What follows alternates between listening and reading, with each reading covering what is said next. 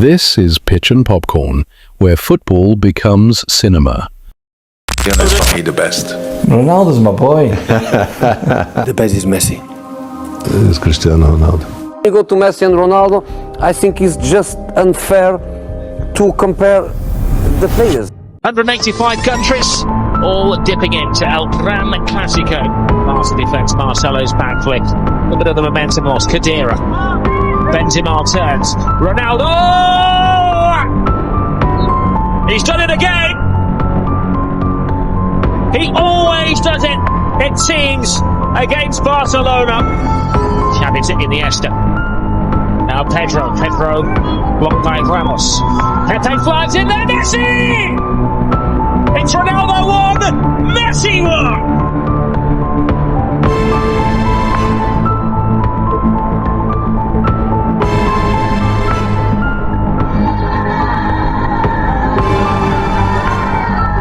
It's Messi. Oh, it's magnificent. You are watching possibly the greatest footballer ever at the absolute peak of his powers.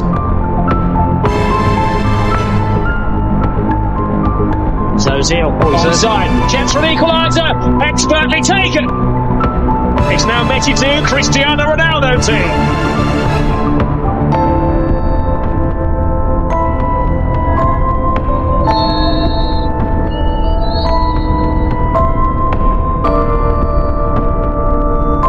Before Messi and Ronaldo, there were just two boys from different worlds, born into humble beginnings, who would one day become giants. One in Rosario, Argentina, the other on the island of Madeira, Portugal. Both faced struggles that could have ended their dreams before they even began.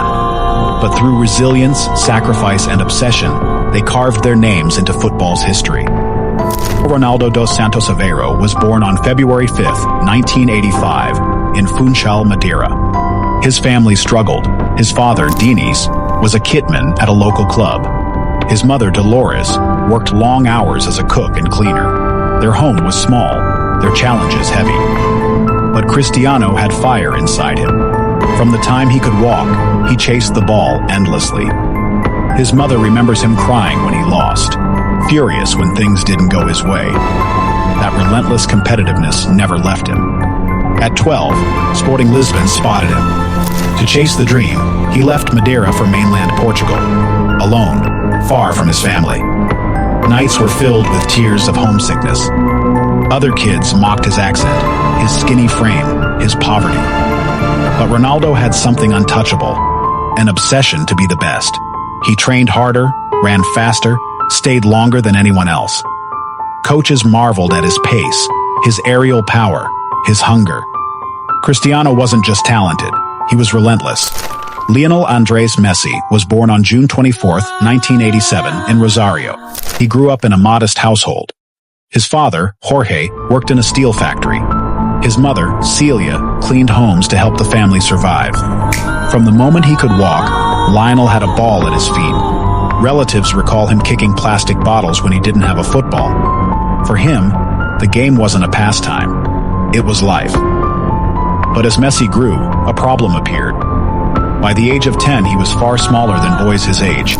Doctors diagnosed him with growth hormone deficiency. Treatment was expensive, far beyond what his parents could afford. For most, that would have been the end of the dream. But Messi's talent was undeniable. At Newell's Old Boys, he danced through defenders like a ghost. Coaches nicknamed him La Pulga, the Flea. Small, elusive, unstoppable. Fate then intervened. Barcelona scouts saw his genius and offered him a trial at La Masia, their famed academy. More importantly, they agreed to pay for his treatment. At 13, Messi left Argentina with his father and moved to Spain. Shy, quiet, homesick, but when the ball touched his feet, all fears disappeared. Messi's Barcelona debut came in 2004 at just 16 years old in a friendly against Porto. Fragile in frame, fearless in spirit. By 2005, he scored his first La Liga goal, assisted by Ronaldinho, his mentor. Ronaldinho, king of Barcelona at the time, told teammates, "This kid will be better than me." Messi's balance, vision, and dribbling made defenders dizzy. By 2006, Messi had lifted his first Champions League trophy, though he missed the final through injury. In 2007, a hat-trick in El Clasico against Real Madrid announced his arrival to the world. Barcelona had found their jewel. Rosario's dusty streets to Barcelona's polished pitches, the story of Lionel Messi had begun. Meanwhile in England, Ronaldo was exploding at Manchester United. Signed in 2003 for £12 million, his debut was electric. Stepovers, flair, confidence. But critics mocked him as flashy, selfish, without end product. Under Sir Alex Ferguson, he evolved. He became powerful, ruthless, efficient. By 2006 to 2007, he scored 23 goals. By 2007 to 8, he was unstoppable. 42 goals, a Premier League crown, and Champions League glory. In December 2008, he lifted his first Ballon d'Or. He had conquered England, but he wanted more. He wanted Spain. And then, the stage was set. Ronaldo left United for Real Madrid in a record €94 million move. With Ronaldo's arrival in Madrid, Barcelona versus Real Madrid became more than a rivalry. It became Messi versus Ronaldo. In 2010, Barcelona humiliated Madrid 5-0. Messi orchestrated the chaos, Ronaldo fumed. In 2011, Ronaldo answered with a towering Copa del Rey final header. That same year, Messi tore Madrid apart in the Champions League semifinal, scoring a solo goal still remembered as one of the greatest. Every El Clasico was war. In 2017, Messi silenced the Bernabeu, holding up his shirt to the crowd. Ronaldo replied by silencing the Camp Nou with his icy celebration. Each moment, each gesture, etched into football history. The Ballon d'Or became their personal duel. From 2008 to 2017, no one else touched it. Messi took 4 in a row from 2009 to 2012. Ronaldo struck back in 2013 and 2014. Messi reclaimed it in 2015. Ronaldo again in 2016 and 2017. 9 years, 10 awards. They didn't just dominate football, they owned it. In Europe, their brilliance split the stage. Messi's masterclass in the 2011 final at Wembley. Ronaldo's reign as Mr. Champions League, driving Madrid to 3 consecutive titles from 2016 to 2018. Week after week, year after year, they pushed each other beyond limits. Football had never seen, and may never see again, such a rivalry. We shared this stage 15 years, me and him. He pushed me and I pushed him as well. I don't know if it's ever happened in football. The same 2 guys in the same stage all the time. Both Messi and Ronaldo carried heavy burdens when wearing their national shirts. Their stories for Argentina and Portugal were not simple tales of glory. They were battles against expectation, heartbreak, and redemption. Messi's journey with Argentina was full of pain. In 2007, he led his country to the Copa America final, only to lose to Brazil. In 2014, he carried Argentina to the World Cup final in Brazil. The stage was set for the perfect ending, Messi in the Maracanã, lifting the World Cup. But in extra time, Mario Götze shattered the dream with a goal for Germany. Messi walked past the trophy with tears in his eyes, holding the golden ball for best player, but looking broken. In 2015, Argentina lost another Copa final to Chile on penalties. In 2016, it happened again. Messi missed his penalty, and in tears, announced his retirement. Muy igualado, pero qué sé yo. Sí, creo que ya lo intenté mucho. The world thought it was over, but he returned. He couldn't walk away. And in 2021, at long last, he lifted the Copa America, defeating Brazil in the Maracanã. In 2022, he completed the dream. Messi led Argentina to the World Cup in Qatar. He scored in the final, delivered in penalties, and lifted the trophy he had chased his entire life. Lionel Messi has conquered his final peak. The little boy from Rosario, Santa Fe, has just pitched up in heaven. From Rosario to the world, Messi's story was finally complete. Ronaldo's journey with Portugal was just as emotional. In 2004, as a teenager, he reached the Euros final in Lisbon.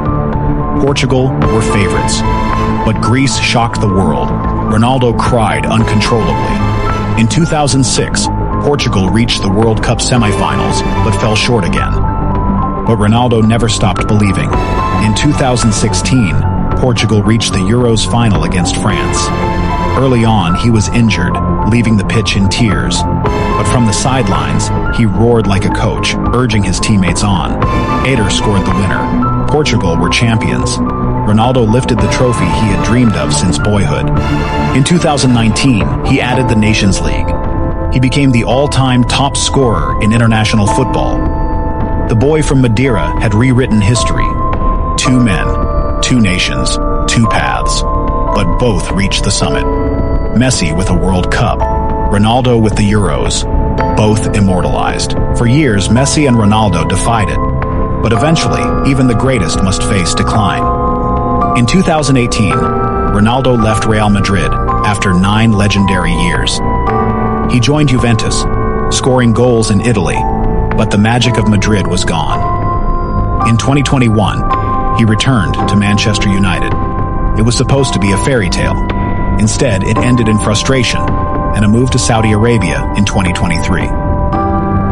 Messi's story changed in 2021. Barcelona's financial crisis forced him to leave. In tears, he said goodbye to the club he loved after 21 years.